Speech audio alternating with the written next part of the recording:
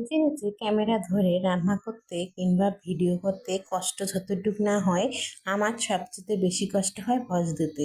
কারণ হচ্ছে ভয়েস দিই আর আশেপাশের শব্দ, মানুষের শব্দ, গাড়ি ঘোড়ার শব্দ, সব শব্দই একসঙ্গে হয়ে যায়, তখনই ভয়েসটা আবারও কাটি। তো এভাবে আমি কয়েকবার কাটি আর ভয়েস দিই, কাটি আর ভয়েস দিই। আসলে আমার মতো কার কার সমস্যা হয় অবশ্যই জানাবেন আমাকে কমেন্টে। তারপরে এই তো দেখুন, এখন আমি রান্নার জন্য সব রেডি করে নিয়েছি। এখন চুলাও দিয়ে দিলাম। তো নতুন আলু রান্না করতে কিন্তু বেশ ভালো লাগে। তো আমার কাছে নতুন আলু না, নতুন তরকারিগুলো ভালো লাগে এখন। আর বিশেষ করে শীতের তরকারি তো কথাই নেই। তো এই তো সেই আলুটা আমি এখন কষিয়ে নিলাম। নেওয়ার পরে এখানে কষা হয়ে গেলে আমি কাঁচামরিচ দিতে ভুলে গিয়েছিলাম, এই জন্য এখন কাঁচামরিচ দিয়ে আবারও কষিয়ে নিচ্ছি।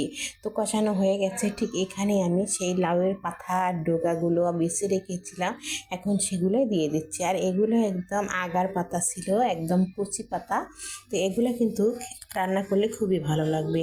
আর এভাবে মাছ কিংবা শুটকি যে কোনো দিয়ে রান্না করবেন তাতেই ভালো লাগবে, আবার শুধু শুধু রান্না করলেও ভালো লাগবে। কারণ হচ্ছে নতুন আর কচি জিনিসের স্বাদই আলাদা। তারপরে তো এই তো আমার রান্নাটা এখন মোটামুটি কমপ্লিট হয়নি, এখনও আরেকটু হবে। তো কষা হয়ে গেলে কিন্তু এখানে আমি ঢাকা দিয়ে জাল করে নেব কিছুক্ষণের জন্য। তো কিছুক্ষণ পরে আবার আমি দেখিয়ে দেবো আপনাদের। তো এইভাবেই কিন্তু রান্না করলে আপনারা ভাজিও খেতে পারবেন, আবার ঝোলও খেতে পারবেন। তো আমি কিন্তু ঝোলই খাবো, ভাজি আজকে খাবো না। তো নিয়ত করছি যেভাবে ওভাবেই খাবো। তারপরে তো এই তো দেখুন, খুব সুন্দর কিন্তু সিদ্ধ হয়ে গেছে। তো এখানে একটু পানি দিয়ে দিচ্ছি ঝোলের জন্য। তো কার কার এরকম ঝোল অবশ্যই বলবেন কমেন্টে।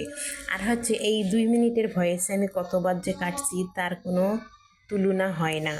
এই তো আমার রান্নাটা শেষ হয়ে গেছে। আল্লাহ হাফেজ।